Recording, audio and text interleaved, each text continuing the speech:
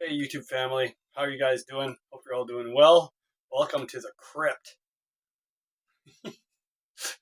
This is the unfinished junk room in my basement where we store extra groceries and Halloween stuff. And it's where I do a lot of my, fret work and guitar repair stuff. Setups and all that demos and stuff are done in my main room. But I just woke up from like a 4-hour gig and I haven't even had breakfast yet, but I got a bunch of stuff I got to get done today, and there's a project I definitely wanted to get started on, and I thought I'd take you on this little journey with me. It's a little bit different. So let me show you what we got going on. So this is a GWL, George Washburn Limited acoustic guitar. And it's a mess. I don't know if you can see from the video, but this fretboard is grimy and dry, and these frets are oxidized to the max. Wow. There's a bunch of fret spread on this as well. Anyway, how do I know it's a Washburn GWL? Well, it says it right on the headstock. See? Oh, crap. Where is that headstock? Oh, here it is. Here. There you go, GWL, George Washburn Limited. So yeah, little problem. So this guitar belongs to a student of mine, and I don't teach music, clearly, if you've heard me play. So I teach phys ed. But she's in my health class, and she brought this to me yesterday. It was like, oh, man, what can I do with this? Do you think you could fix it? I'm like, oh, everything can be fixed, but I don't know how fussy you are with the cosmetics, because I'm not much for that. And she said, it doesn't matter. I just needed to be in one piece again. So she said it was hanging on a guitar hanger. It just broke and then fell. And I'm like, no, there's no way that this guitar was like hanging on a hanger and then it just snapped off. Like if that happened, that means that this neck was broken before, like it must have been cracked, and then the weight of the guitar over time, it just happened to let go. My guess is it fell off the hanger and fell against the wall, hitting the headstock, and it just snapped off. So before I got my day started, I just wanted to see if I could piece this thing back together and then clamp it and let the glue set. Firstly, we got to take all these tuners off. The problem's going to be there's a piece of binding that's missing.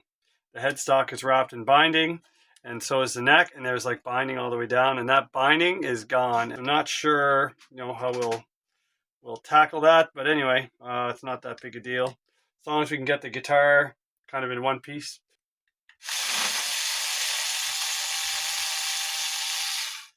And if you don't have like a little tray, like I left my magnetic tray in the other room, I just use like a roll of tape, right? Put the roll of tape down, and then you can put your parts in there, and at least it kind of keeps them in place. And then when you need to access them, instead of like reaching in your roll of tape, well, you just move it. Right? And they're your parts, right? So yeah, I'm thumbs up for laziness. All right, and then I pull this off. I got a set of these on Temu, these little socket wrenches, and I think I have like 7mm right up to like 15, and they were super cheap, but they're nice, and they got the same ends, right, as the bits for these, so they just like slide right in there. And this is an adjustable one, obviously, right? And so I use that for everything. And again, I would not torque it down with this. I would put them on and then torque them down by hand so you can feel better, but same thing. I'll use that as a time saver, and then I just put them back together just for a few threads, just so you don't lose any parts. And again, use my tape roll as a parts holder. There you go, and then these parts, you can just move this around wherever you need it to be to get it out of the way. You don't lose anything. Just held in there with your tape. Now, if you need to use your tape, you're out of luck. But yeah, so for me, I just whatever makes the job easier, I do. So this is what we're dealing with, and see if I can show you this. We'll see how well this goes together. So we'll put these two pieces together here. So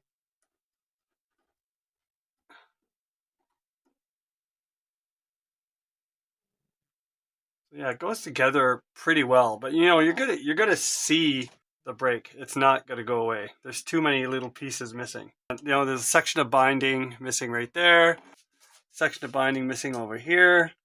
So we're definitely gonna have to, I don't know, do something with that.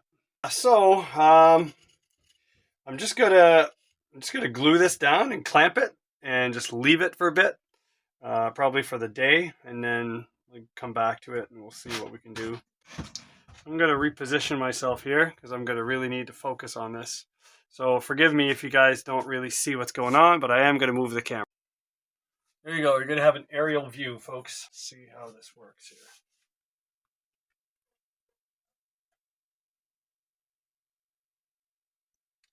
You got to put it together and you have to kind of slide it in because some of these splinters go like underneath the finish of the headstock, right? So I guess the best bet is to put it down, get it close, and then slide it in place. And that's going to be it, just like that. That's as clean as we're going to get it, and it's not very clean, unfortunately. Here we go. Put some glue on that. Use my fingers, spread it around.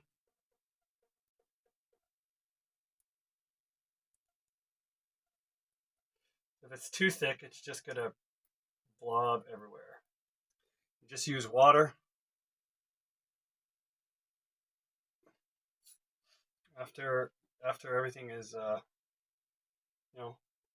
after everything is together, use some water and just wipe it down before it dries. Because if it dries and then you try to wipe it down, good luck. You let me know how that goes. This stuff, man, when it dries, it's crazy. It's good. I'm just going to smooth that out here. All right. And the great thing about this stuff is it's not fast setting, so you don't have to worry about rushing, you know. You just kind of do your own thing. All right. This together. Ooh, the glue is squishing out.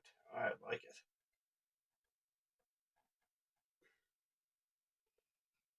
And now,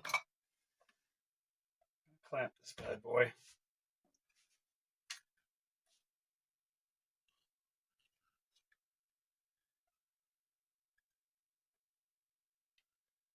All right, we'll just keep that there for now, and then I'm gonna go wet this rag and wipe all that excess glue off. Yeah, it's not pretty. Not pretty, but it's glued.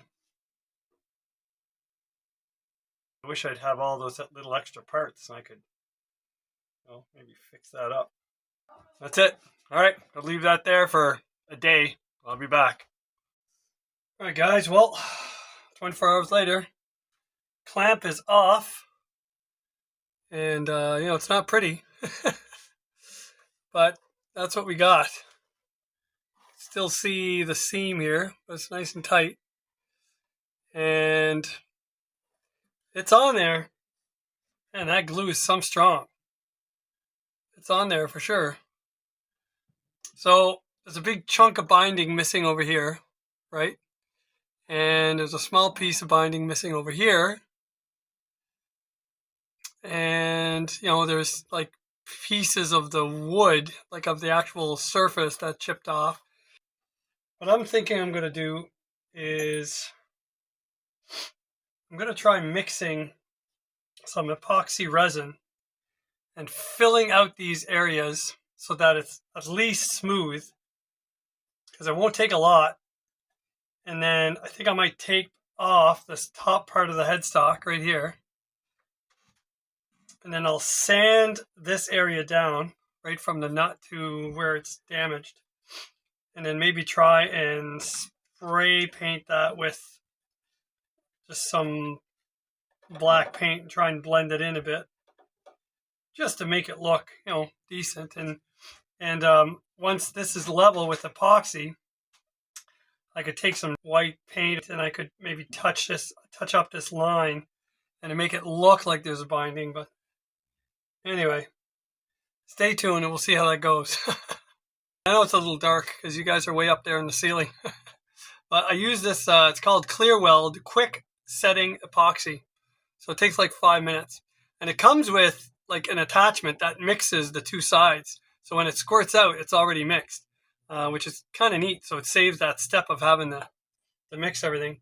So I squirted a little bit on this old pickguard. It's a pickguard I had built for like a mini Strat that I ended up not using, and it's not going to fit anything else, and the routes are wrong, and so it's just going in the garbage anyway.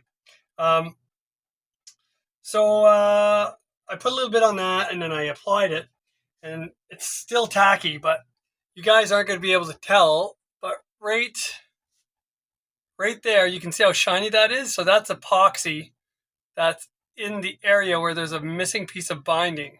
So that area is now level with the existing binding.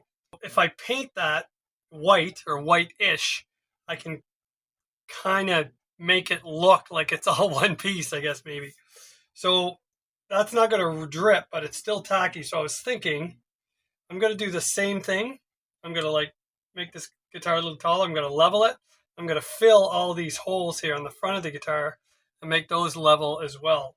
So I got to find something that I can raise this up about this high so that that is level, and that epoxy can kind of just sit there. So I'll be right back.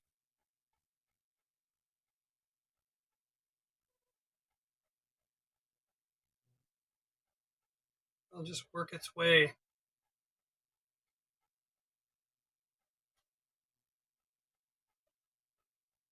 That's pretty good, actually.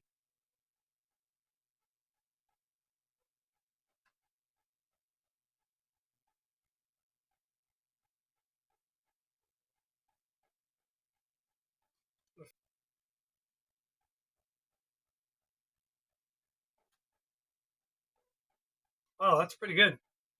I'm going to let that dry, and then we'll come back and deal with all this stuff. Oh, man. I thought I was recording, and I wasn't. Crap. All right. Well, here's where I'm at. So, because I was doing some sanding, and I wanted you guys to see my little my little tool at work. I got these little sanding pads for this, and this thing works great. It's awesome. So I used some 180 grit padded sandpaper, and I basically took down all the epoxy that I had on there, and I sanded it all down. So I don't know if you can see that, but there is my epoxy binding. It's surprisingly smooth. Everything is all nice and level. There's no gaps or rough spots. I know it looks terrible. You can see a fine line of where the crack used to be, but you cannot feel it. Not even a little bit. And then all the chunks of wood that were missing, like you can still see a basic outline, but this area right here, that is all epoxy resin. And it's hard as rock and it's smooth as silk. You can't feel it now. I don't know if I can give you like a side view so you can see. See that? Like there's no splintering, no nothing. I got my epoxy binding right here as well. So I filled in that hole with epoxy. And yeah, so I've just been sanding. I've just been sanding this for the past like 30 minutes or so. And man, those unlevel spots, quick work, man. Quick work. So what we have right now is this. We're totally stripped. So this used to be kind of black, and then it faded into this reddish color. And so yeah. And then on the back side as well. See how it was kind of orangey red, and then it went to black, and then it faded back into the orangey red. So I don't know. I don't know how to finish this. Did I mention I hate refinishing guitars? Man, I hate it. I like working on them. I just do not like finish work. Partially because I suck at it, as you can see. But this isn't going anywhere, man. This neck is solid. Yeah, there's no worries. But it's gonna look terrible. Now I know some of you guys say, well, just stain it. Get some red stain and stain it. I can't stain it because this is wood grain. This whole area right here is epoxy.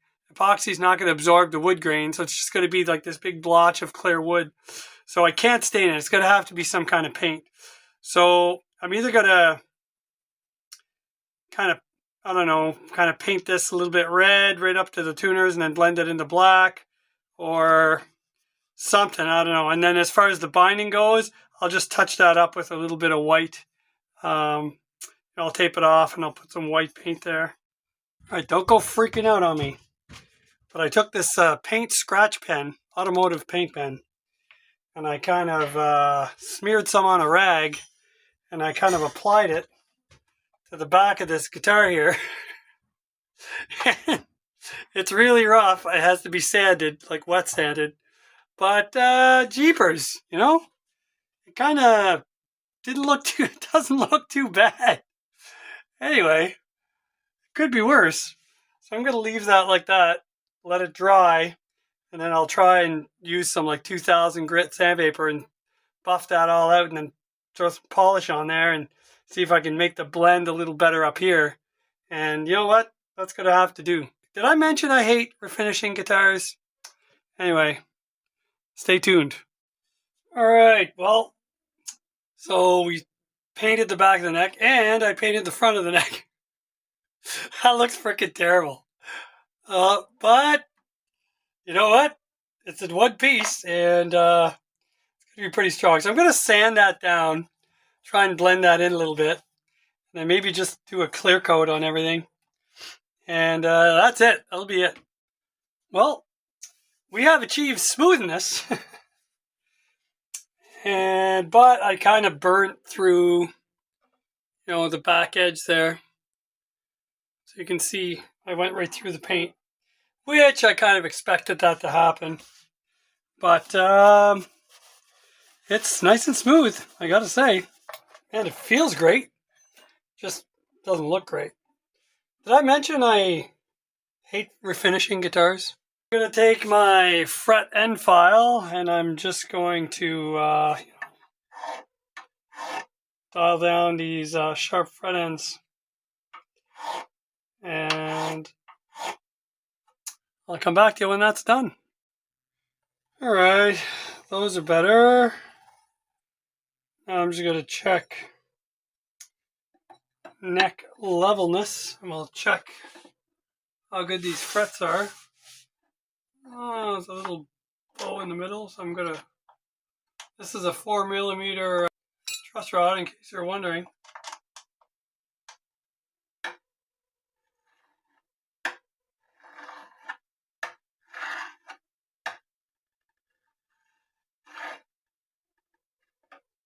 Got a little something right here. Wow, these frets are gritty. Holy smokes.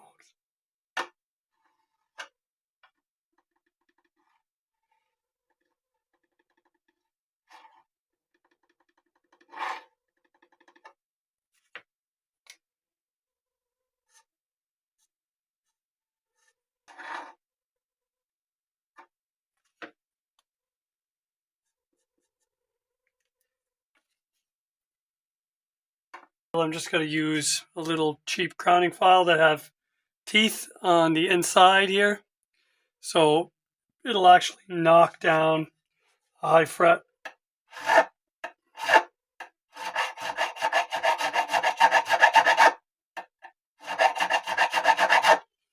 I'll just go till the marker's gone. And then I'll check it. There we go. Check the 3 before it and check the 3 after it. There we go. That's it. Do these 2 edges. right, that's it. Very simple. So as you can see, when you have a crowning file that has teeth in the inside, it'll knock down the fret pretty quick. So if you're crowning with these, you really got to be careful so that after you leveled your frets, you're not taking meat off. If I'm going to do any real crowning, I personally use this. This is a Music Nomad S file. And what I like about it, it does wide frets and narrow frets. And it has what they call a safe zone in the middle. One thing that's really awesome about the Music Nomad file that I particularly like is the design, right? So that kind of S shape allows you to grab the file like this, especially when you're working on like a set neck guitar.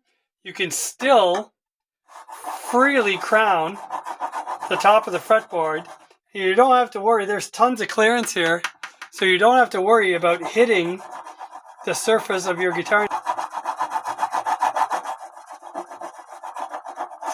And it's super easy to use. There we go. Put these tuners back on and then I'll show you what I did down here. All right, you ready for this? So that's what I did. I put a piece of stick-on pickguard right at the bottom there because the paint just wasn't staying. It just wasn't. It was sanding right off. I couldn't get it smooth. I got annoyed and I said, screw it. I'm going to put this on. So it's kind of the same color. Anyway, when you're rocking at a stage, you're not even going to notice. And this dark area here kind of blends in with this dark area here from a distance. Still see the logo. And on the back side, you got this. That looks pretty good. From far, from close, it's not great. But you know what? Enough of this nonsense. Now I'm going to get into what I'm actually good at, getting this guitar set up.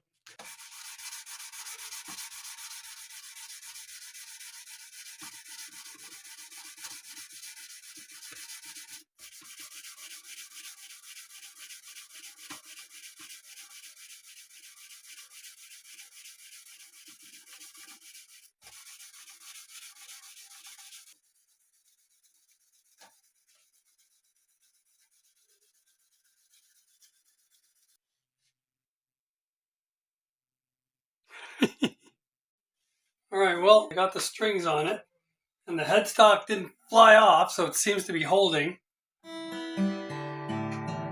Setup time. So first thing I'm going to do is check the relief, and then I'm going to go straight to the nut, and I'll tell you why in a minute. I like my neck straight, so I'm going for another quarter turn. There we go. That is straight. Alright, see if it still plays.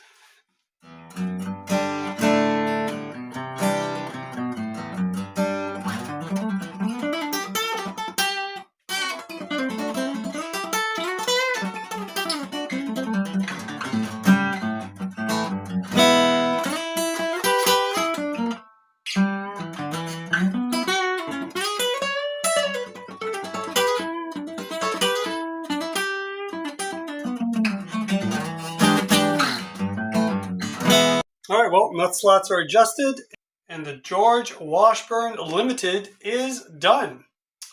Polish the body, condition that bridge, new strings, polish those frets, a nice shine to them now, condition the fretboard, it really needed it, and yeah, reattach the headstock. So that's the job. It's not pretty, but hey, yeah, it's the best I could come up with. I just hate refinishing guitars, man. So that little turquoise pickguard kind of blended in right, and it works well. It's okay, sort of. And on the back side, we got the tuners. We got that kind of black area. It looks good from far, but it's far from looking good. And because there were chunks of binding missing, I just used some automotive paint pens, and I kind of colored in the epoxy resin that I filled into the spot where the missing binding was. On that side too. See that? So, there you have it. Kind of looks like it used to a little bit, other than that ugly kind of headstock. And I gotta say, it sounds pretty nice. It's not a loud guitar.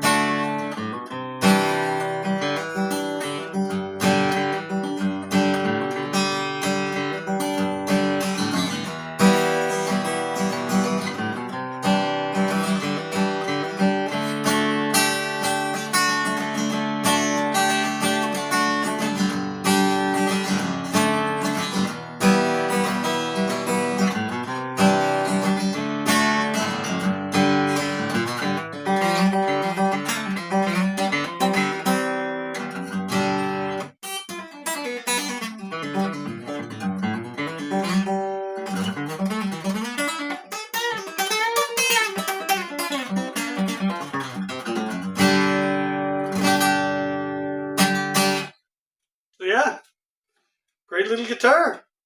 Plays a lot better with the headstock. Neck is super straight. Everything worked out great. Now the reason I told you earlier, I'm going to adjust the nut slot height before I address the action, which is kind of opposite to what I would normally do. It's because this is an acoustic guitar. And on an acoustic guitar, you can't just raise and lower this bridge nut, or whatever you want to call it, easily. So instead of lowering it and taking meat off of it and then going back and adjusting the nut height, when you adjust the nut height, you lower your strings a bit. And that's going to affect your action. But then if you go too low and you got to bring it back up, then you're into shimming and all that stuff. So I set the nut height first, and then I set the action at the bridge. But on this guitar, I did not have to set the action at the bridge. Once I set the nut height and straightened the relief in the neck and leveled all the frets, it's perfect. I didn't have to do anything. It's set up. Look at this. Look how low that is. See that? Man, that is like low action right there. I got like 0.055 on the bass side at the 12th fret and 0.045 at the high E at the 12th fret. So yeah, man, that's awesome.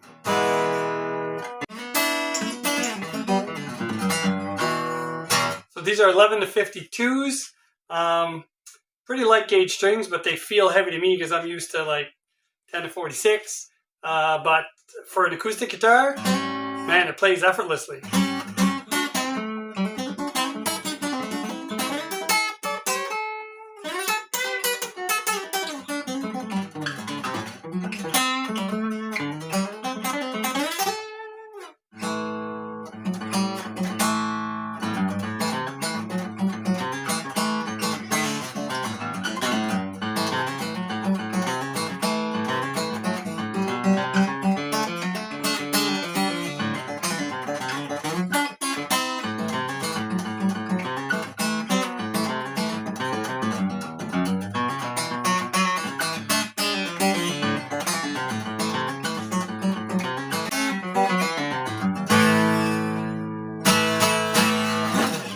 Hope you likes it. Anyway, guys, girls, thanks for checking it out. And leave a comment. I'll get back to you. You guys take care. God bless. And I'll see you in the next one.